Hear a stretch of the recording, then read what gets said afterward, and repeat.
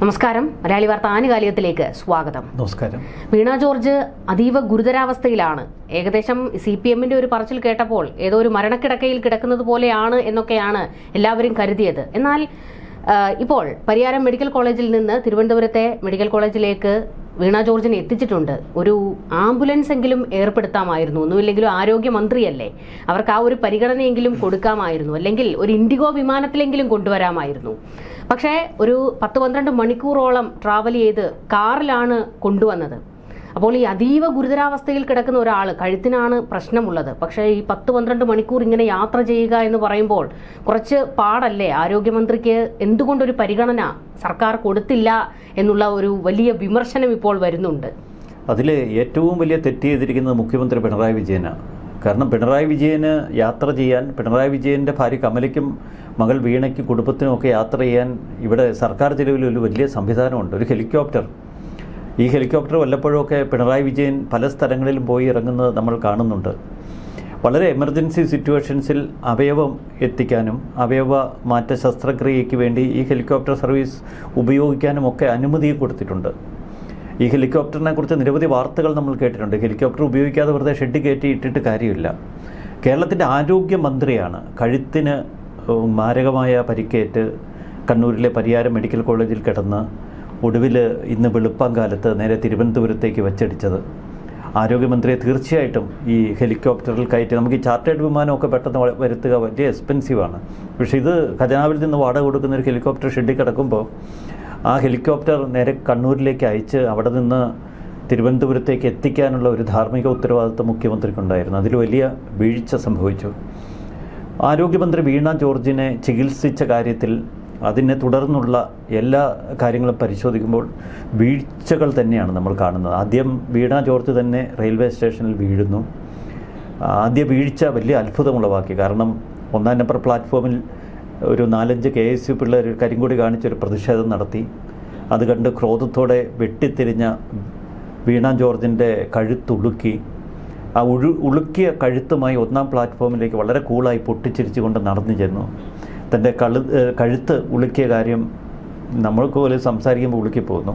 അപ്പോൾ പിന്നെ വീണ ജോർജിൻ്റെ കാര്യം പറയണ്ടല്ലോ. അപ്പോൾ തൻ്റെ കഴുത്ത് ഉളുക്കിയ കാര്യം നേരെ AM ഷംസീർ സ്പീക്കറിനോട് പറയുന്നു. സ്പീക്കറാണ് ആദ്യ ബുദ്ധി ഉപദേശിച്ചത്. ഇതാണ് ഒരു സുവർണാവസരം, ഗോൾഡൻ ചാൻസ്.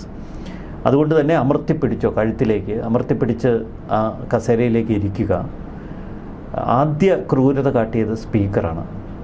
ഇത്ര മാരകമായി അക്രമികളിൽ നിന്ന് പരിക്കേറ്റ കേരളത്തിൻ്റെ ആരോഗ്യമന്ത്രിയെ ആ റെയിൽവേ സ്റ്റേഷനിൽ ധനിച്ചിട്ട് തൊട്ടടുത്ത നിമിഷം വന്ന വന്ദേ ഭാരതിൽ ചാടിക്കയറി സ്പീക്കർ നേരെ തിരുവനന്തപുരത്തേക്ക് പോകുന്നു. ഒരു ആരോഗ്യമന്ത്രിയാണ്, ഒരു വനിതയാണ്.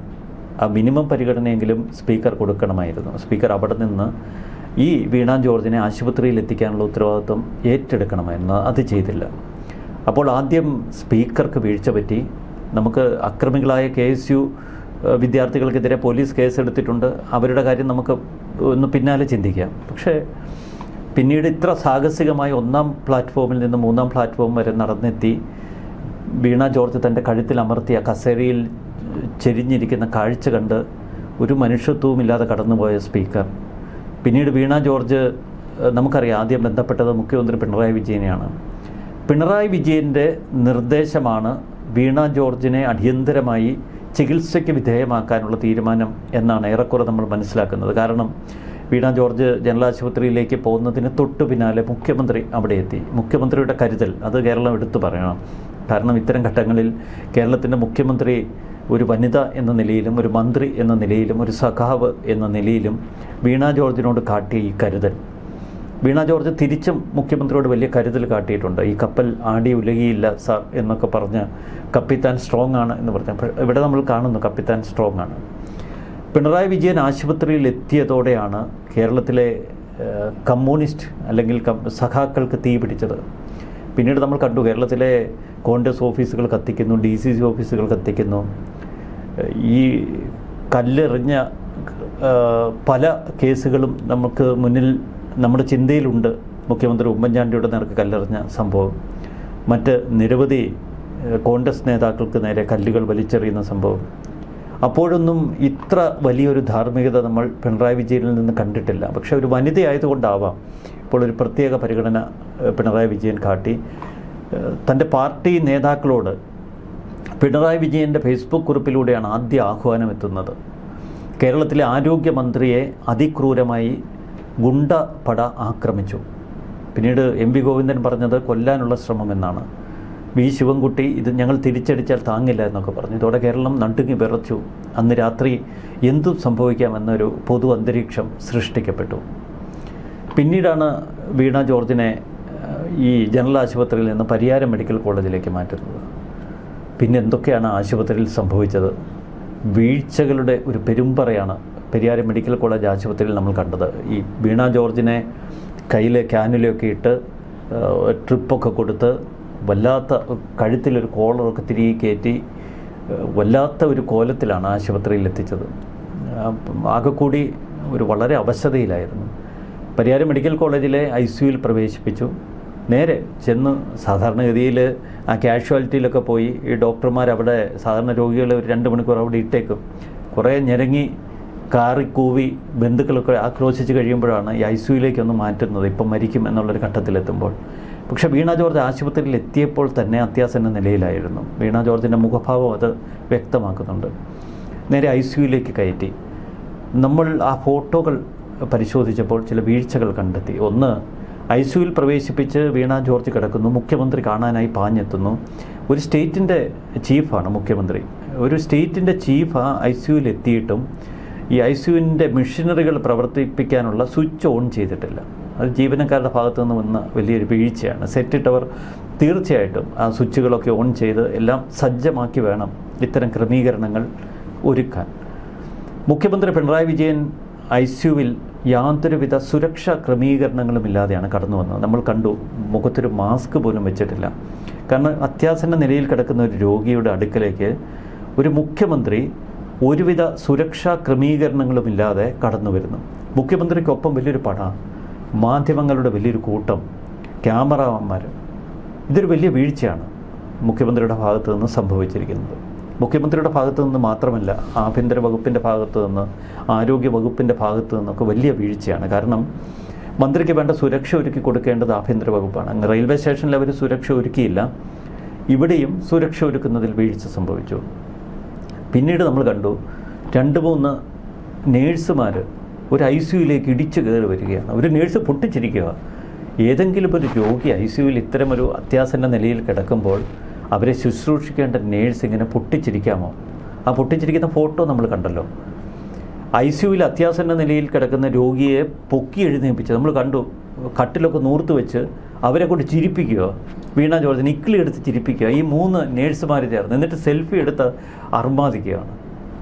ഇങ്ങനെയൊക്കെ ഒരു ICUവിൽ ചെയ്യുക എന്ന് പറഞ്ഞാൽ അതിക്രൂരമല്ലേ? ഇത്തരം നടപടികൾക്ക് പിന്നിൽ നമുക്ക് ചില സംശയങ്ങൾ തോന്നുക സ്വാഭാവികമാണ്. ഒന്ന്, ഈ വീണ ജോർജിന് ഈ നേഴ്സുമാർക്ക് ലെവലേശം ഭയമില്ല. വീണ ജോർജിനോട് ഈ നേഴ്സുമാർക്ക് ലെവലേശം ആദരവില്ല. മന്ത്രിയാണ്, സ്വന്തം വകുപ്പ് ഭരിക്കുന്ന, ആരോഗ്യ വകുപ്പ് ഭരിക്കുന്ന മന്ത്രിയാണ്. ഒരു നേഴ്സിൻ്റെ തസ്തികയിലുള്ള ജോലിക്കാർ, ഉദ്യോഗസ്ഥർ ഇങ്ങനെ തങ്ങളുടെ മന്ത്രിയെ അവഹേളിക്കാമോ? അതും കൂട്ടുകാരിയാണ് എന്നാണ് അതിലൊരു നേഴ്സ് ഇപ്പോൾ ഫേസ്ബുക്കിൽ കുറിച്ചിരിക്കുന്നത്.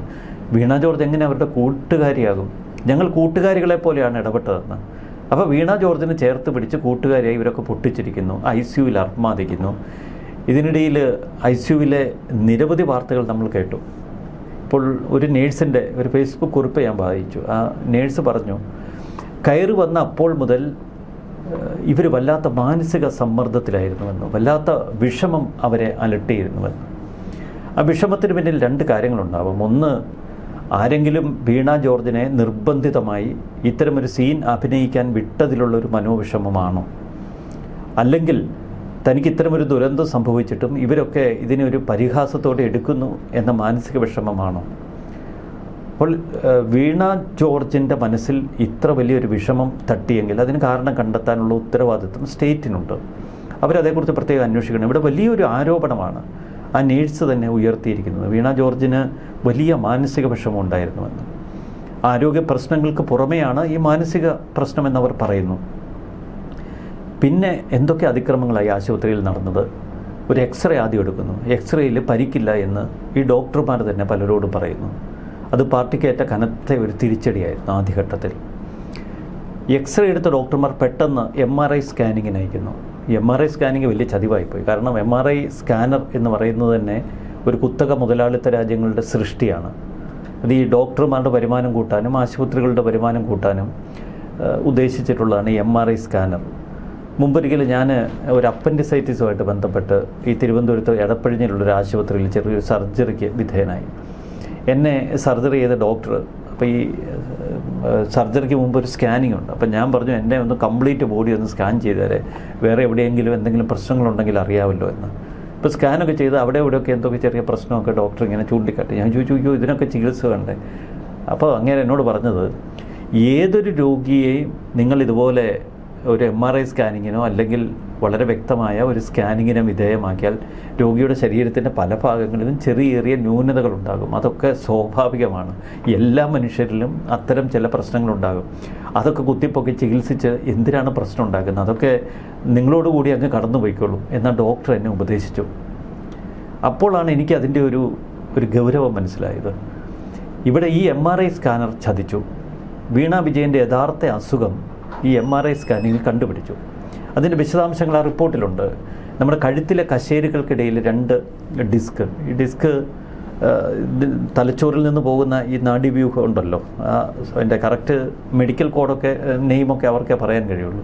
എന്തായാലും നമ്മൾ ഈ ഞരമ്പെന്നൊക്കെ പറയും. ഈ സാധനത്തിൽ ഈ ഡിസ്ക് ഉരയുമ്പം അത് ശരീരത്തിൻ്റെ പല ഭാഗത്ത് നീർക്കെട്ടിന് കാരണമാകും, വേദനയ്ക്ക് കാരണമാകും. നമ്മളൊക്കെ ഇതിന് സ്പോണ്ടിലൈറ്റിസ് അല്ലെങ്കിൽ നടുവേദന എന്നൊക്കെയാണ് പറയുന്നത്. ഇതൊരു 10-40 വയസ്സ് കഴിഞ്ഞ എല്ലാ സ്ത്രീകൾക്കും ഉണ്ട്, മിക്കവർക്കും ഉണ്ട്. നമുക്കൊക്കെ വീടുകളിൽ അമ്മ പെങ്ങന്മാരൊക്കെ ഉള്ളതല്ലേ, എല്ലാവരും ഇത്തരം കഷ്ടപ്പാടൊക്കെ അനുഭവിക്കുന്നത്. അപ്പോൾ ഇപ്പോൾ 40 വയസ്സൊന്നും ആകണ്ട, 20 വയസ്സ് കഴിഞ്ഞ് ഈ IT ജോലി ചെയ്യുന്ന എല്ലാവർക്കും ഉണ്ട്. ഇപ്പോൾ വീണ ജോർജ് ഈ ആരോഗ്യമന്ത്രി ആയതിൽ പിന്നെ നിരന്തരം യാത്രകളാണ്. ഈ യാത്രയിൽ പണ്ട് നമ്മൾ ഈ വീണ ജോർജിനെ കോളർ വെച്ച് കണ്ടിട്ടുണ്ട്. അപ്പോൾ ഈ ഗ്ലാമർ പോകും, മേക്കപ്പ് പോകും എന്നുള്ളത് കൊണ്ട് ഇപ്പോൾ ഈ അടുത്ത കാലത്തായി ഈ കോളർ ഉപയോഗിക്കാൻ പറ്റുന്നില്ല. ഇലക്ഷനൊക്കെ വരുമല്ലേ, ഈ കോളർ ഉപയോഗിക്കാതിരിക്കുന്നത് കൊണ്ട് ഈ യാത്ര ചെയ്യുമ്പോൾ വല്ലാത്ത ഒരു മർദ്ദം ഈ ഡിസ്കിനിടയിൽ വരുന്നുണ്ട്. ഡോക്ടർമാർ കൃത്യമായി കണ്ടെത്തിയത്. അപ്പോൾ ചെറിയ നീർക്കെട്ടുണ്ട് കഴുത്തിൽ. വീണ പറഞ്ഞത് പൂർണ്ണമായി ശരിയാണ്. ഡോക്ടർമാരുടെ മെഡിക്കൽ സംഘം അടിയന്തരമായി ചേർന്നു. കാരണം MRI സ്കാനിങ്ങിൻ്റെ റിപ്പോർട്ട് അവർക്ക് മുന്നിലുണ്ട്. ഇതിൽ 2 പ്രതിസന്ധിയാണ് ഈ ഡോക്ടർമാർ നേരിട്ടത്. ഒന്ന്, സംസ്ഥാനത്തിൻ്റെ ആരോഗ്യമന്ത്രി വീണ ജോർജിനെയാണ് ചികിത്സിക്കുന്നത്. വീണ ജോർജിൻ്റെ ചികിത്സയിൽ എന്തെങ്കിലും വീഴ്ച സംഭവിച്ചാൽ ഡോക്ടർമാർക്കെതിരെ നടപടിയെടുക്കേണ്ടി വരും. അത് ഈ സർക്കാരിൽ അടുത്ത സർക്കാരിന് വന്നാലും ഇത് അന്വേഷിച്ച് കണ്ടെത്താൻ കഴിയും. ഒന്ന്, മന്ത്രി വീണ ജോർജിനെ അനാവശ്യമായി ചികിത്സിച്ചാൽ, ഇല്ലാത്ത രോഗത്തിൻ്റെ പേരിൽ ചികിത്സിച്ചാൽ ഡോക്ടർമാർക്ക് പണി കിട്ടും. 2, യഥാർത്ഥ രോഗം കണ്ടെത്തുന്നതിൽ വീഴ്ച സംഭവിച്ചാൽ ഡോക്ടർമാർക്ക് പണി കിട്ടും. അപ്പോൾ എന്തായാലും പണി ഉറപ്പാണ്. പരിയാരം മെഡിക്കൽ കോളേജ് ഒരു പാർട്ടി ഓഫീസാണ് എന്നത് സത്യം. എങ്കിലും അവിടുത്തെ ഡോക്ടർമാർക്ക് അവരുടെ കരിയറിൽ വലിയ ഒരു ആവലാതിയുണ്ട്. അതുകൊണ്ട് കൃത്യതയോടെ ചികിത്സിക്കണം. അപ്പോൾ ഡോക്ടർമാർ ഉടൻ തന്നെ യോഗം ചേർന്നു. 2 അഭിപ്രായം അവിടെ വന്നു. ഒന്ന്, നമ്മുടെ ആരോഗ്യമന്ത്രിയാണ്.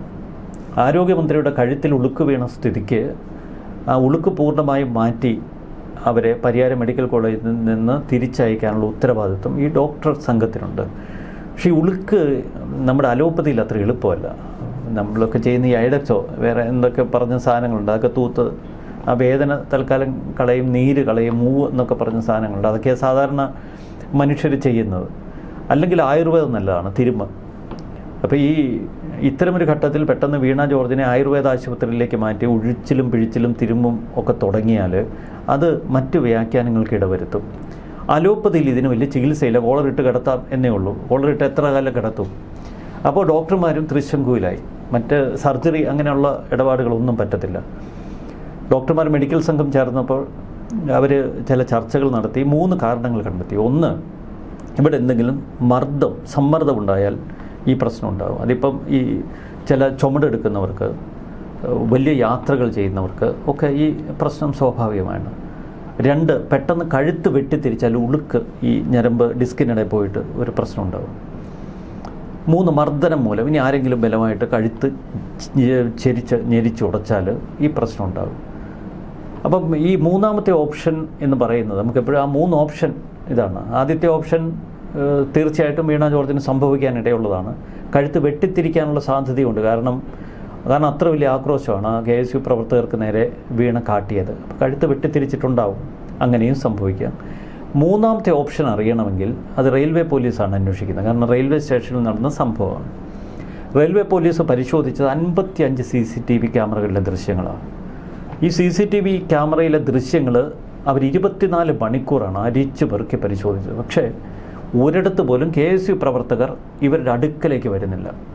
അപ്പോൾ അങ്ങനൊരു ദൃശ്യം കിട്ടിയിരുന്നു എങ്കിൽ അത് വലിയൊരു നേട്ടമായി പോയാനെ. ഇവിടെ ഒരു ഓപ്പറേഷനിൽ വലിയൊരു പാളിച്ച സംഭവിച്ചു. കാരണം ഈ പോലീസുകാരെ ചതിച്ച് ആഭ്യന്തര വകുപ്പിൻ്റെ വീഴ്ചയെന്ന് ഞാൻ പറഞ്ഞല്ലോ. അതിലേക്ക് നമ്മളൊന്ന് റിവൈൻഡ് ചെയ്ത് വന്നാൽ വീണ ജോർജിനെതിരെ കരിങ്കടി പ്രയോഗം, വീണ ഒരു നാടകത്തിനൊരുങ്ങിയാണ് അവിടെ നിന്നത് എന്ന് വ്യക്തമാക്കുന്നതാണ് പെട്ടെന്ന് ഈ പ്രതിഷേധക്കാരുടെ നേരെ ആക്രോശിച്ചുകൊണ്ട് അടുക്കുന്നത്. സാധാരണഗതിയിൽ ഭരണകർത്താക്കൾക്കെതിരെ ഇത്തരം പ്രതിഷേധമുണ്ടാകുമ്പോൾ പോലീസ് വകഞ്ഞു മാറ്റി സൈഡിലേക്ക് കൊണ്ടുപോയി സുരക്ഷിതമാക്കി കയറ്റിവിടുക ചെയ്യുന്നത്. ഇത് പുലി പോലെ തിരിഞ്ഞിരിക്കാൻ നോക്കുക, ഇവർക്ക് നേരെ ആക്രോശിക്കുക. പെട്ടെന്ന് ആ വനിതാ പോലീസുകാരെയും ഗൺമാനും എല്ലാം കൂടി പിടിച്ചു മാറ്റുന്ന ആരെ? ഈ പ്രതിഷേധക്കാരെയല്ല, വീണ ജോർജിനെയാണ് ഒരു വിധത്തിൽ തടഞ്ഞു നിർത്താൻ ശ്രമിക്കുന്നത്. അങ്ങനെ വീണ ജോർജിനെ തടഞ്ഞു നിർത്തുന്നതിനിടയിൽ ചിലപ്പോൾ അവരുടെ കഴുത്തുളുക്കി കാണും. അത് സ്വയം വരുത്തി വെച്ച വിനി, അത് നമുക്കാർക്കും അത് പരിഹരിക്കാൻ കഴിയില്ല. കഴുത്ത് അങ്ങനെ ഉളുക്കിയാൽ ചില ഈ ഒറ്റമൂലിക്കാരുണ്ട്, തിരിച്ചു പിടിക്കും. ഇപ്പം ഈ സൈഡിലേക്ക് ഉളുക്കുന്നതെങ്കിൽ മറ്റേ സൈഡിലേക്ക് പിടിച്ച് വലിച്ചാൽ ഇത് നൂർന്നു വരും. പക്ഷെ അന്നേരം പെട്ടെന്ന് ഈ പ്രശ്നം തീരും. ഒറ്റ സെക്കൻഡ് കൊണ്ട് അസുഖം. നമ്മുടെയൊക്കെ നാട്ടിലുണ്ട് ഈ ഒറ്റമൂലിക്കാരുണ്ട്. നമുക്ക് കഴുത്തിന് ഉളുക്ക് വീണാൽ അവരുടെ അടുത്ത് ഇങ്ങനെ ചെരിച്ച് പിടിച്ച് എന്നാൽ മതി, പിടിച്ച് നൂർത്ത് വിടും, പിന്നെ ഒരു കുഴപ്പമില്ല. കോരിത്തോട്ടിൽ എൻ്റെ ഒരു കസിനുണ്ട്. പുള്ളി ഇപ്പോൾ ആധുനിക ഈ ഉളുക്ക് നൂർക്കൽ പാർട്ടിയാണ്. ഒരു അത്യാധുനിക കോഴ്സൊക്കെ ജപ്പാനിൽ നിന്ന് പഠിച്ചു വന്നു. ഭയങ്കര ചികിത്സയാണ് അവിടെ. സുരേഷ് ഗോപി കേരളത്തിലെ ചീഫ് സെക്രട്ടറി DGP ഒക്കെ അവിടെ പോയി ഉളുക്ക് നൂർത്തിട്ടുണ്ട്. ഈ നടുവിനൊക്കെ ഉണ്ടാകുന്ന വേദന പരിപാടികളെല്ലാം ഡോക്ടർ എബ്രഹാം എന്ന് പറഞ്ഞ വലിയ കക്ഷിയാണ്. അപ്പോൾ ഇങ്ങനെയുള്ള ഒറ്റമൂലിക്കാരുടെ അടുത്ത് എന്നാൽ ഇത് ഈസി ആയിട്ട് ഊരിപ്പോരാം. പക്ഷെ അതും പരിയാരം മെഡിക്കൽ കോളേജ് വെച്ച് സാധ്യമല്ല. ഇപ്പോൾ ആഭ്യന്തര വകുപ്പിൻ്റെ വീഴ്ച കൊണ്ട് ഉളുക്ക് വീണു. പരിയാരം മെഡിക്കൽ കോളേജിൽ എത്തുന്നത് വരെ മുഖ്യമന്ത്രി അവരെ സംരക്ഷിച്ചു, സ്പീക്കർ തേച്ചു. പരിയാരം മെഡിക്കൽ കോളേജിൽ എത്തിയപ്പോൾ അതുവരെ കേരളം കത്തിച്ചു നിന്ന പാർട്ടി പെട്ടെന്ന് അന്തം വിട്ടതുപോലെ, സ്വിച്ച് ഇട്ടതുപോലെ നിർത്തിക്കളഞ്ഞു.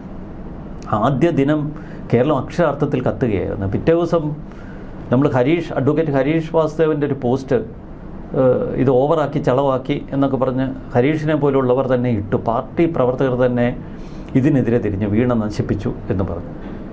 അപ്പോൾ ഈ അടുത്ത കാലത്തായി ചില ഹൈപ്പുകൾ ക്രിയേറ്റ് ചെയ്ത് കൊണ്ടുവരുന്നുണ്ടായിരുന്നു. PR ഇന്നലെ മോഹൻലാലിനെ വെച്ചൊരു തള്ളു തള്ളി മുഖ്യമന്ത്രി.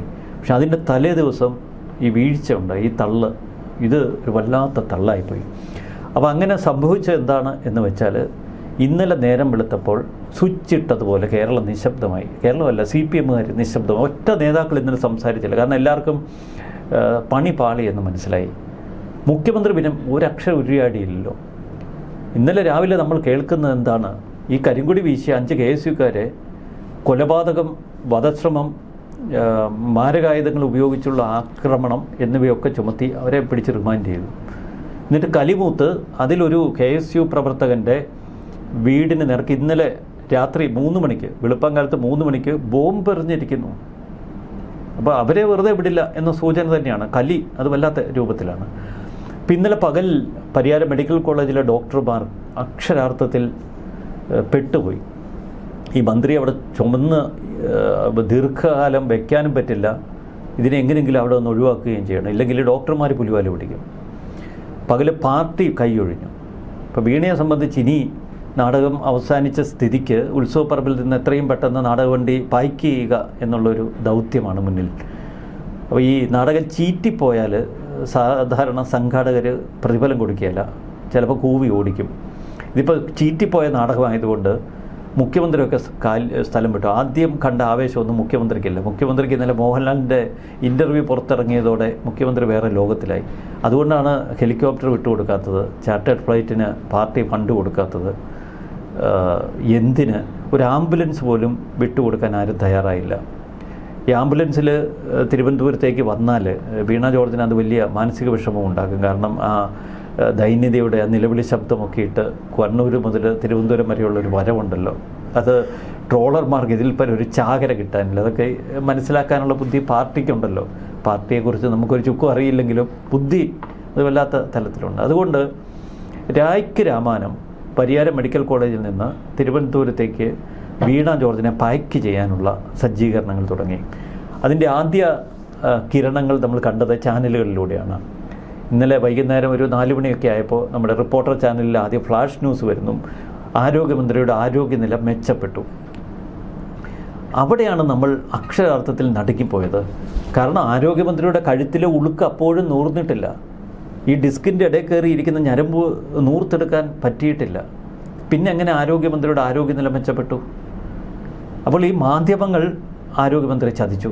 വൈകുന്നേരം ആയപ്പോഴേക്കും എല്ലാ മാധ്യമങ്ങളിലും ആരോഗ്യമന്ത്രിയുടെ ആരോഗ്യനില സാധാരണ നിലയിലേക്ക്, പിന്നെ ആശുപത്രി കിടക്കാൻ പറ്റുമോ, അതും ICUയിൽ. അവിടെ ചില പ്രോട്ടോക്കോളുകളുണ്ട്. അതും ഈ പരിയാരം മെഡിക്കൽ കോളേജ് പൂർണ്ണമായി തെറ്റിച്ചു. നമ്മൾ ആരെങ്കിലുമൊക്കെ ICUയിൽ പ്രവേശിപ്പിച്ചാൽ ICUയിൽ നിന്ന് മെല്ലെ ഒരു വാർഡിലേക്ക് മാറ്റി ഒരു 2 ദിവസം നിരീക്ഷിക്കും ഈ രോഗി സാധാരണ നിലയിലേക്ക് കടക്കുന്നത്. അതിനുശേഷം മുറിയിലേക്ക് മാറ്റി സാധാരണ ഭക്ഷണം കഴിപ്പിക്കുക. കാരണം ഈ ICUയിൽ ട്രിപ്പൊക്കെ തന്നിട്ടിരിക്കുകയാണ്, ഭക്ഷണമൊന്നും കഴിക്കുന്നില്ല. പിന്നീട് ഈ നിരീക്ഷണത്തിലിരിക്കുമ്പോഴാണ് വെള്ളം, ജ്യൂസ്, അങ്ങനെ ദ്രവരൂപത്തിലുള്ള ഭക്ഷണമൊക്കെ തരുന്നത്.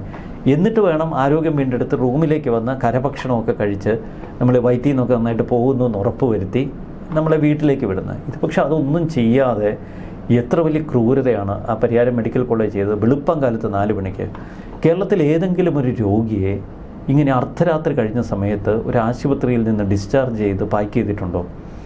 സാധാരണ നമ്മളൊക്കെ ഒരു ആശുപത്രിയിൽ കയറിയാൽ നമ്മളെ ഒന്ന് ഡിസ്ചാർജ് ചെയ്യാൻ എത്ര മണിക്കൂറുകൾ കാത്തിരിക്കും. രാവിലെ 10 മണിക്ക് ആശുപത്രി ജോലിക്കാരൊക്കെ വന്ന് 12 മണിയാകുമ്പോൾ ബില്ലിംഗ് സെക്ഷനൊക്കെ ഒന്ന് ഉണർന്ന് ഡോക്ടർ വന്നൊന്ന് പരിശോധിച്ച് ഈ ഫയലൊക്കെ എഴുതി ഉച്ച കഴിഞ്ഞൊരു 3-4 മണി 5 മണിയോടുകൂടി വളരെ കഷ്ടപ്പെട്ട് ഡിസ്ചാർജ് ചെയ്യിക്കൂ. ഈ അർദ്ധരാത്രി 4 മണിക്കൊക്കെ, അർദ്ധരാത്രി കഴിഞ്ഞ് വെളുപ്പം കാലത്ത് 3 മണിക്കും 4 മണിക്കൊക്കെ ഡിസ്ചാർജ് ചെയ്യുന്നു എന്നത് തന്നെ കേരളത്തിന് വലിയ അഭിമാനം. കാരണം ലോകത്ത് അങ്ങനൊരു സംവിധാനം ഉണ്ടാവില്ല. അർദ്ധരാത്രിയിലൊക്കെ ആശുപത്രിയിൽ നിന്ന് ഡിസ്ചാർജ് മേടിച്ച് പോകാൻ പറ്റുന്ന ഒരു സംവിധാനത്തിലേക്ക് നമ്മൾ വളർന്നിരിക്കുന്നു. അപ്പോൾ അതും നല്ലതാണ്. അങ്ങനെ വീണ ജോർജിനെ ഡിസ്ചാർജ് ചെയ്ത് അതിലും നമുക്ക് അഭിമാനിക്കാം. കാരണം അർദ്ധരാത്രി കഴിഞ്ഞ് എല്ലാ പ്രോട്ടോക്കോളും തെറ്റിച്ചുകൊണ്ട് ആരോഗ്യമന്ത്രിയുടെ ആരോഗ്യം മാത്രം ലക്ഷ്യമിട്ട് ഡോക്ടർമാർ അങ്ങനെ ആരോഗ്യമന്ത്രിയെ പുറത്തേക്ക് വിട്ടു. എത്ര വലിയ ക്രൂരതയാണ് ഈ സ്റ്റേറ്റ് അവരോട് ചെയ്തത്. ഒന്നാമത്തെ കേരളത്തിലെ റോഡ്, ആ നാഷണൽ ഹൈവേയുടെ മുഴുവൻ പണി നടക്കുക. കണ്ണൂർ തൊട്ട് തിരുവനന്തപുരം വരെ ഇപ്പം NH യാത്ര വലിയ പാടാണ്. പല സ്ഥലങ്ങളിലും നമ്മൾ നല്ല ആരോഗ്യമുള്ളവർ നടന്നാൽ പോലും നടുവുളുക്കിപ്പോവും. അപ്പോൾ ഈ കഴുത്തുളുക്കിയിരിക്കുന്ന ആളെ വീണ്ടും അതേ റോഡിലൂടെ കൊണ്ടുവന്നാലോ? അതൊരു ഇന്നോവ കാറിൽ അതൊന്നും പോരാ. കാരണം അത് വീണ ജോർജിന് യാത്ര ചെയ്യാൻ ഒരു പഴയ ഇന്നോവയൊക്കെ കൊടുത്ത് അത് ഈ പൊളിഞ്ഞു കിടക്കുന്ന റോഡിലൂടെ കയറി തിരുവനന്തപുരത്തേക്ക് 10-12 മണിക്കൂർ വേണം. കണ്ണൂരിൽ നിന്ന് തിരുവനന്തപുരം വരെ എത്തണം. മന്ത്രിയുടെ കാറായതുകൊണ്ട് ചിലപ്പോൾ 1-2 മണിക്കൂർ സേവ് ചെയ്തേക്കാം. എന്നാലും പറന്നു പോകുമ്പോൾ വല്ല കുഴിയിലും ചാടിയാലോ? അതും വലിയ പ്രശ്നമാകും. അപ്പോൾ ഈ എല്ലാ തലത്തിലും വീണ ജോർജിൻ്റെ ഈ ഒരു ആരോഗ്യ പ്രശ്നം വലിയ വീഴ്ചകൾക്ക് കാരണമായി. വീണ ജോർജിൻ്റെ വീഴ്ച മാത്രമല്ല, ആരോഗ്യരംഗത്തിൻ്റെ വീഴ്ച, ആഭ്യന്തര വകുപ്പിൻ്റെ വീഴ്ച, മുഖ്യമന്ത്രിയുടെ വീഴ്ച, ഡോക്ടർമാരുടെ സംഘത്തിൻ്റെ വീഴ്ച, പരിയാരം മെഡിക്കൽ കോളേജിൻ്റെ വീഴ്ച, ആരോഗ്യ പ്രവർത്തകരുടെ വീഴ്ച. അപ്പോൾ ആരോഗ്യമന്ത്രിക്ക് ഇതാണ് സ്ഥിതിയെങ്കിൽ നമ്മൾ സാധാരണക്കാരുടെ സ്ഥിതി എന്താകും? എല്ലാവരും പറയുന്നത് ഇതൊരു നാടകമായിരുന്നുവെന്നാണ്. നാടകമായിരിക്കാം. കാരണം ആരോഗ്യമന്ത്രിയുടെ ആരോഗ്യം അവർക്ക് മാത്രമല്ലേ അറിയൂ. ഒരു കാര്യം മാത്രം നമുക്ക് ഉറപ്പിക്കാം. കാരണം ആരോഗ്യമന്ത്രി ആരും മാരകായുധങ്ങൾ ഉപയോഗിച്ച് ആക്രമിച്ചിട്ടില്ല. ഒരു കരിങ്കൊടി കണ്ടാൽ പല തലത്തിലാണ് നമുക്ക് ഈ മാനസിക വിഭ്രാന്തി ഉണ്ടാകുന്നത്. ചിലർക്ക് കരിങ്കൊടി കാണുമ്പോൾ പെട്ടെന്ന് മാനസിക വിഭ്രാന്തി ഉണ്ടാകും. അതുകൊണ്ട് ചില ആരോഗ്യ പ്രശ്നങ്ങളുണ്ടാകും. അതുകൊണ്ട് വീണ ജോർജിന് ആരോഗ്യ പ്രശ്നം ഉണ്ടായിട്ടില്ല എന്ന് ഞാൻ ഒരിക്കലും പറയില്ല. ഞാൻ അങ്ങനെ വാദിക്കത്തുമില്ല. കരിങ്കൊടി പ്രതിഷേധം വേണമെങ്കിൽ നമുക്ക് തള്ളിപ്പറയാം. ഇത്തരം പ്രതിഷേധങ്ങൾ ഒഴിവാക്കുന്നതാണ് നല്ലത്. അത് CPM-ഉം കോൺഗ്രസും ഒക്കെ ഇത്തരം പ്രതിഷേധങ്ങൾ ഒഴിവാക്കുന്നതാണ് നല്ലത്. കാരണം പലരും പല മാനസിക ഘടനയിലുള്ളവരാണ്. ചിലർക്ക് പെട്ടെന്നൊരു പ്രതിഷേധം കാണുമ്പോൾ കലിയിളകും. അത് അവർ വളർന്നു വന്നൊരു സാഹചര്യമാണ്. ചിലർക്കത് അടക്കാൻ കഴിയില്ല. ഇപ്പോൾ മുഖ്യമന്ത്രി പിണറായി വിജയന് അതൊരു പ്രത്യേക സ്പീഷ്യസാണ്. കാര്യം ബ്രണ്ടൻ കോളേജിൽ ആളുകൾക്കിടയിലൂടെയൊക്കെ നടന്നിട്ടുള്ളതാണ്. എങ്കിലും മുഖ്യമന്ത്രി പിണറായി വിജയനെ സംബന്ധിച്ച് കരിങ്കൊടി കാട്ടുകയോ പ്രതിഷേധം നടത്തുകയോ ചെയ്താൽ അവൻ്റെ തലമണ്ട അടിച്ചു പൊട്ടിക്കാൻ DYFI ഗുണ്ടകളോട് പറയും. കാരണം അത് മുഖ്യമന്ത്രിയുടെ ജീവൻ രക്ഷിക്കാനുള്ള രക്ഷാപ്രവർത്തനമാണ്. മുഖ്യമന്ത്രിക്ക് അത് സഹിക്കാൻ പറ്റില്ല. അതിനൊരു സ്റ്റേജിൽ പ്രസംഗിച്ചു കൊണ്ടിരിക്കുമ്പോൾ മുന്നിൽ ഒരുത്തൻ കരിങ്കൊടിയായിട്ട് ഇറങ്ങിയാൽ അവന് പോലീസ് അവൻ്റെ വാരിയിൽ ഊരിയെടുക്കും. അത് വൈരാഗ്യമാണ്. എന്നാൽ ഉമ്മൻചാണ്ടിയുടെ നെഞ്ചും കൂടിന് നേർക്ക് കരിങ്കല്ല് വലിച്ചെറിഞ്ഞ് നമ്മൾ ദൃശ്യങ്ങൾ കണ്ടത്. ആ ഇന്നോവക്കാരൻ്റെ ചില്ലെല്ലാം പൊട്ടി അകത്തേക്ക് വന്ന് ചോര ഒലിപ്പിച്ച് ആ മനുഷ്യൻ നിൽക്കുന്നത്. എന്നിട്ട് ആ കല്ലെറിഞ്ഞവനോട് ക്ഷമിച്ച് അവൻ്റെ കേസ് പിൻവലിച്ചു. അതെന്തൊരു മനുഷ്യനാണ്. അപ്പോൾ ഒന്ന് പ്രതിഷേധം കണ്ടാൽ കലിയിളകും, ചോര തിളയ്ക്കും. മറ്റൊന്ന് എത്ര പ്രതിഷേധിച്ചാലും ഒരു കുഴപ്പമില്ല, ഇതെല്ലാം കണ്ടങ്ങ് രസിച്ചിരിക്കും. ആ ഉമ്മൻചാണ്ടിയുടെ ഔദ്യോഗിക കസേരയിൽ കയറി ഒരു പ്രാന്തനിരുന്നതാണ്. അതുപോലെ എത്ര സീനുകൾ. അപ്പോൾ ഓരോ മനുഷ്യനിലും ഇത് വ്യത്യസ്തമാണ്, ഈ പ്രതികരണ രീതി.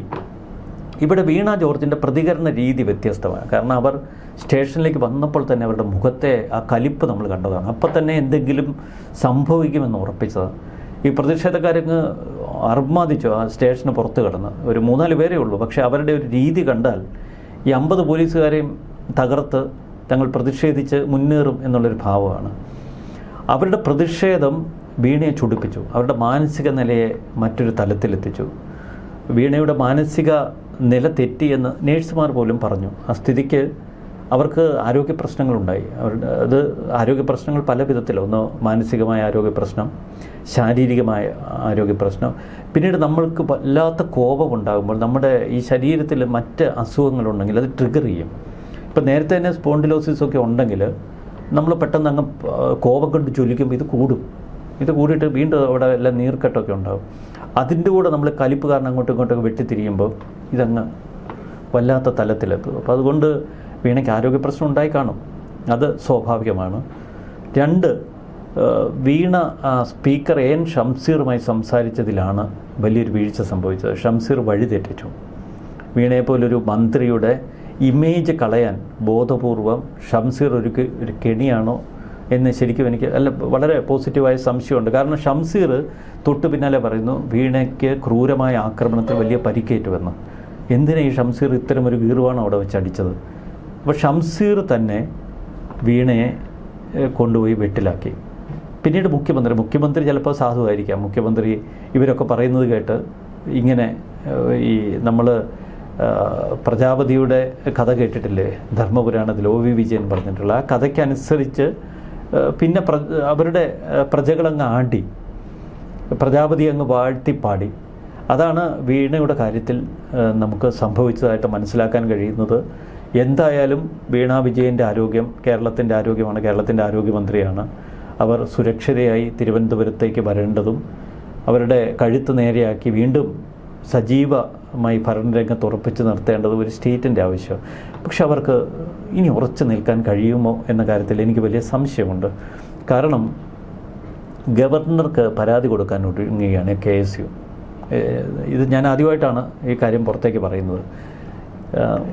ഈ ആരോഗ്യമന്ത്രി വ്യാജ ആരോപണങ്ങൾ ഉയർത്തി, വ്യാജ പരാതി നൽകി, തൻ്റെ ഔദ്യോഗിക കൃത്യനിർവഹണത്തിൽ വലിയ വീഴ്ച വരുത്തി, ഭരണയന്ത്രത്തെ മുഴുവൻ ദുരുപയോഗം ചെയ്തു, ആരോഗ്യവകുപ്പിനെ ദുരുപയോഗം ചെയ്തു. ഇതൊക്കെ നമുക്ക് വ്യക്തതയോടെ മനസ്സിലാക്കാൻ കഴിയും. അപ്പോൾ ഇത്രയേറെ വീഴ്ച വരുത്തിയ ആരോഗ്യമന്ത്രിയെ ഉടൻ പുറത്താക്കണമെന്ന് ഗവർണറോട് KSU പ്രവർത്തകർ ആവശ്യപ്പെടുന്നൊരു ഘട്ടത്തിൽ എത്തി നിൽക്കുകയാണ് ഇപ്പോൾ കാര്യങ്ങൾ. ഇവിടെ ഈ കഴിഞ്ഞ ദിവസത്തെ ആദ്യത്തെ ആരോഗ്യമന്ത്രിക്ക് നേരെ ഉണ്ടായ ആക്രമണത്തിൽ മാധ്യമങ്ങളിൽ വന്നത് ആക്രമിച്ച് കൊലപ്പെടുത്താനുള്ള നീക്കം നടന്നു എന്നുള്ള തരത്തിലൊക്കെ ആയിരുന്നു. പിന്നീട് മാധ്യമങ്ങൾക്ക് കാര്യം വ്യക്തമായതോടുകൂടി അതൊന്ന് മയപ്പെടുത്തി സംസാരിക്കാൻ തുടങ്ങി, നില മെച്ചപ്പെട്ടു വരുന്നു എന്നൊക്കെ ഉള്ളത്. പക്ഷേ ഇന്നലത്തെ ഒരു ചർച്ചകൾ അത് മാറി. ഈ ആരോഗ്യമന്ത്രിയെ ആക്രമിക്കുന്നത് ഈ KSUവും അതുപോലെ തന്നെ യൂത്ത് കോൺഗ്രസും സ്ഥിരം ഏർപ്പാടാക്കി മാറ്റിയിരിക്കുകയാണ്. അവരുടെ ഒരു ലക്ഷ്യം ഈ പറയുന്ന സ്വകാര്യ ആശുപത്രികൾക്ക് വേണ്ടിയാണ് ആരോഗ്യ വകുപ്പിനെ താറടിച്ച് കാണിക്കാനും ആരോഗ്യമന്ത്രിയെ ഇതുപോലെ ആക്രമിക്കാനുമുള്ള ശ്രമങ്ങൾ നടത്തുന്നതിലൂടെയാണ് എന്നുള്ള ചില ചർച്ചകളിലേക്ക് മാധ്യമങ്ങൾ വഴിമാറി. അതായത് കോൺഗ്രസ്സുകാരിൽ നിന്ന് അവർക്ക് ചില സ്വകാര്യ ആശുപത്രികളുമായിട്ട് ബന്ധമുള്ളവരൊക്കെ ഉണ്ട്. അവരുടെയൊക്കെ ആവശ്യം എല്ലാം അങ്ങ് ഈ ആരോഗ്യ മേഖല പൂർണ്ണമായും സ്വകാര്യ ആശുപത്രികൾക്ക് തീരെഴുതി കൊടുക്കുന്ന ഒരു നീക്കമാണ്. അതുകൊണ്ടാണ് ഈ ആരോഗ്യമന്ത്രിക്ക് നേരെയും ആരോഗ്യ വകുപ്പിന് നേരെയും കോൺഗ്രസ് ഇത്തരത്തിലുള്ള ഗുണ്ടായിസം കാണിക്കുന്നത് എന്നുള്ള തലത്തിലേക്കായി ചർച്ചകൾ വഴിമാറി വിട്ടിട്ടുണ്ട്. അല്ല, ഈ വധശ്രമം കൊലപാതക ശ്രമം എന്നൊക്കെ പറയുന്നതിന് പകരം നമുക്ക് വീണ ജോർജിൻ്റെ ആത്മഹത്യാശ്രമം എന്ന് പറയുന്നതായിരിക്കും നല്ലത്. ഈ റെയിൽവേ സ്റ്റേഷനിൽ വെച്ച് വീണ ജോർജാണ് ആത്മഹത്യക്ക് ശ്രമിച്ചത്. കാരണം ആ 5-6 കലിപൊട്ടി നിൽക്കുന്ന പിള്ളേരുടെ ഇടയിലേക്ക് ചെന്ന് കയറി ഇത്ര ഒരു സീൻ ഉണ്ടാക്കിയത്. പിന്നെ വീണ ജോർജിന് വലിയൊരു വീഴ്ച സംഭവിച്ചിരുന്നില്ല. അത് നമ്മൾ ഒരിക്കലും അങ്ങനെ ഒരു വീഴ്ച സംഭവിക്കരുതായിരുന്നു. കാരണം ആ പോലീസ് വലയം സൃഷ്ടിച്ചില്ലായിരുന്നു എങ്കിൽ വീണയ്ക്ക് ഈ പരമാവധി ഈ KSU പിള്ളേരുടെ അടുത്ത് ചെന്ന് പ്രകോപനം ഉണ്ടാക്കി നിലത്തേക്ക് വീഴാമായിരുന്നു. അങ്ങനെ വീണാൽ ഏതെങ്കിലും ഒരു KSU പ്രവർത്തകൻ്റെ കൈയോ അവരുടെ കരിങ്കൊടിയോ ഇവരുടെ ദേഹത്ത് തട്ടിയിരുന്നുവെങ്കിൽ ഓപ്പറേഷൻ സക്സസ്, കാര്യങ്ങൾ സക്സസ്ഫുള്ളായേനെ. പക്ഷെ അവരെ അങ്ങോട്ട് അടുപ്പിച്ചില്ല പോലീസിൻ്റെ ആ നടപടി ആത്മഹത്യ തടയാൻ കാരണമായി, ആത്മഹത്യാ ശ്രമം പൊളിയാൻ ഇടവരുത്തി. പിന്നെ മറ്റൊന്ന്, ഈ സ്വകാര്യ ആശുപത്രികളുടെ വളരെ 101% ശരിയാണ്. യഥാർത്ഥത്തിൽ അത് കോൺഗ്രസ് നേതാക്കളോ KSUക്കാരോ അതിനുള്ള കഴിവൊന്നുമില്ല. ഇവിടെ സ്വകാര്യ ആശുപത്രികളെ സംരക്ഷിക്കാൻ, ഈ സർക്കാർ ആശുപത്രികളെ തകർക്കാനുള്ള കഴിവ് അവർക്കില്ല. അവർ ഈ പൊട്ട 2 കരിങ്കൊടി കാട്ടിയാലോ അവിടെ കിടന്ന് 2 മുദ്രാവാക്യം വിളിച്ചാലോ ഇത് എവിടെ ചെന്ന് എത്താനാ, അതിലൊന്നും ഒരു കഥയില്ല. പക്ഷേ കഴിഞ്ഞ 10 വർഷമായി ആദ്യം ടീച്ചറമ്മ, രണ്ടാമത് വീണയമ്മ, 2 അമ്മമാർ ചേർന്ന് കേരളത്തിൻ്റെ ആരോഗ്യ രംഗം, അതായത് പൊതു ആരോഗ്യ രംഗം, സർക്കാർ ആശുപത്രികൾ, സർക്കാർ സംവിധാനങ്ങൾ അക്ഷരാർത്ഥത്തിൽ നശിപ്പിക്കുകയായിരുന്നു. ഇവരുടെ ഒരു മുഖ്യ ഉത്തരവാദിത്വമുണ്ട്. കേരളത്തിലെ ഈ ക്ലിനിക്കുകൾ, ചെറുകിട ആശുപത്രികൾ, അവയെ സംരക്ഷിച്ച് നിർത്താനുള്ള ഒരു ഉത്തരവാദിത്വം നമ്മുടെ ആരോഗ്യ വകുപ്പിനാണ്, നമ്മുടെ ഭരണകൂടത്തിനാണ്. ഈ അടുത്ത കാലത്ത് 2 ആഴ്ച മുമ്പ് സെക്രട്ടേറിയറ്റിന് മുന്നിൽ ഡോക്ടർമാരുടെ ഒരു സമരം. കേരളത്തിലെ ചെറുകിട ക്ലിനിക്കുകൾ നടത്തിയിരുന്ന ഡോക്ടർമാരാണ്. അവിടെ നടത്തിയ ആ സമരത്തിൽ അവർ നടത്തിയ പ്രസംഗമുണ്ട്. ഞാൻ ആ ഒരു പ്രസംഗം കേട്ടു, ഭയങ്കര ടച്ചിങ്ങാണ്. അവർ ചോദിക്കുന്നൊരു ചോദ്യം, പണ്ടൊക്കെ നിങ്ങൾക്കൊരു പനി വന്നിരുന്നുവെങ്കിൽ, ഒരു ജലദോഷം വന്നിരുന്നുവെങ്കിൽ നിങ്ങളുടെ വീടിനടുത്ത് ഒരു ഡോക്ടർ പ്രവർത്തിപ്പിക്കുന്ന ഒരു കൊച്ചു ക്ലിനിക്കിലേക്ക് വരാം. അവിടെ നിങ്ങൾക്ക് 50 രൂപയ്ക്കൊരു ടിക്കറ്റ് എടുക്കാം, ഡോക്ടറെ കാണാം. അതിനുശേഷം നിങ്ങൾക്കൊരു 10-50 രൂപ എടുത്ത് മരുന്ന് മേടിച്ച് വീട്ടിലേക്ക് പോകാം. ഇപ്പോൾ അതിന് കഴിയുമോ? ഇപ്പോൾ എന്താ സംഭവിച്ചിരിക്കുന്നത്? കോർപ്പറേറ്റ് വൽക്കരണമല്ല, കുത്തകവൽക്കരണമാണ്. പണ്ടൊക്കെ നമ്മൾ കേട്ടിട്ടുള്ള കോർപ്പറേറ്റുകൾ, വലിയ പണസ്വാധീനമുള്ള വലിയ കമ്പനികൾ ചെറുകിട ആശുപത്രികളെ വാങ്ങുന്നു എന്നുള്ളതാണ്. അങ്ങനെ വൻകിട ആശുപത്രികളുടെ ഒരു ബഹളം. ഇപ്പോഴെന്താ സംഭവിക്കുന്നത്? വൻകിട ആശുപത്രികളെ അമേരിക്കയിലൊക്കെയുള്ള വലിയ ബഹുരാഷ്ട്ര കമ്പനികൾ വന്ന് പർച്ചേസ് ചെയ്യുക, അവർക്ക് ഫണ്ട് കൊടുത്തിട്ട് അതിൻ്റെ നിയന്ത്രണം ഏറ്റെടുക്കുകയാണ്. അപ്പോൾ അവരുടെ ഒരു രീതി എന്താണ്? മിക്കവാറും എല്ലാവരിലേക്കും ഇൻഷുറൻസ് എത്തിക്കുക. അപ്പോൾ ഇൻഷുറൻസ് എന്ന വലിയൊരു ഇൻഷുറൻസ് തട്ടിപ്പ്, നമ്മൾ നല്ലതാണ് എങ്കിലും അതിലൊരു വലിയ തട്ടിപ്പ് കൂടിയുണ്ട്. അപ്പോൾ ഈ ഇൻഷുറൻസ് എന്നൊരു നെറ്റ്വർക്ക് വ്യാപിപ്പിച്ചുകൊണ്ട് ഇൻഷുറൻസ് പണം ഉപയോഗിച്ച് വലിയ ബില്ലുകൾ കൊടുത്ത് ആളുകളെ ചികിത്സിക്കുന്ന വലിയൊരു സംവിധാനം ഒരുക്കിയെടുക്കുക. അപ്പോൾ അവിടെ ആ താഴെ തട്ടിലുള്ള ചെറിയ ക്ലിനിക്കുകളൊക്കെ അപ്രത്യക്ഷമായി, അവർക്കൊന്നും നടത്തിക്കൊണ്ടു പോകാൻ പറ്റത്തില്ല. ഇപ്പോൾ പ്രശോഭയ്ക്കൊരു അസുഖം വന്നാൽ തൊട്ടടുത്ത് നമ്മുടെ ഈ ശാസ്തമംഗലം ജംഗ്ഷനിലുള്ള ഒരു ഡോക്ടർ നടത്തുന്ന ക്ലിനിക്കിൽ പോകുമോ, അപ്പുറത്തുള്ള എടപ്പഴിഞ്ഞിലെ വലിയ ആശുപത്രിയിലേക്ക് പോകുമോ? അപ്പോൾ അതൊരു ശൈലിയായി മനുഷ്യൻ്റെ. എന്തുകൊണ്ടാണ് ശൈലിയായത് എന്ന് വെച്ചാൽ, ഈ ക്ലിനിക്കുകളെ ഒന്നും സംരക്ഷിക്കുന്ന തലത്തിൽ സർക്കാർ ഇടപെട്ടില്ല. ഈ വൻകിട ആശുപത്രികൾക്ക് മേൽ കനത്ത നിയന്ത്രണങ്ങൾ ഏർപ്പെടുത്താമായിരുന്നു. അവരെ ഈ ചെറുകിട ആശുപത്രികളെ സംരക്ഷിക്കുന്ന ഒട്ടനവധി പ്രോജക്റ്റുകൾ സർക്കാരിന് ചെയ്യാമായിരുന്നു. അതൊന്നും ചെയ്തില്ല. ഇപ്പോൾ സർക്കാർ ഒരു ബില്ലിംഗ് സിസ്റ്റം ഏർപ്പെടുത്തി ചെറുകിട ആശുപത്രികൾ കൊടുത്ത് അവയെ സംരക്ഷിച്ച് നിർത്തിയിരുന്നു എങ്കിൽ ആളുകൾ കൂടുതൽ ആ ചെറുകിട ആശുപത്രികളെ ആശ്രയിച്ചാനേ. എന്തെന്ന് വെച്ചാൽ ഈ സർക്കാർ ആശുപത്രികളിൽ പോകുന്ന ആളുകൾ വലിയൊരു ഭാഗം ഈ ചെറിയ ആശുപത്രിയിലേക്ക് പോവുകയും ഉള്ള സർക്കാർ ആശുപത്രികളിൽ കൂടുതൽ ഗുണനിലവാരം ഉയർത്തുകയും ചെയ്യാമായിരുന്നു. അതൊന്നും സർക്കാർ ചെയ്തില്ല. പകരം സംഭവിച്ചത് എന്താ? ഈ ചെറിയ ക്ലിനിക്കുകളൊക്കെ അപ്രത്യക്ഷമായി.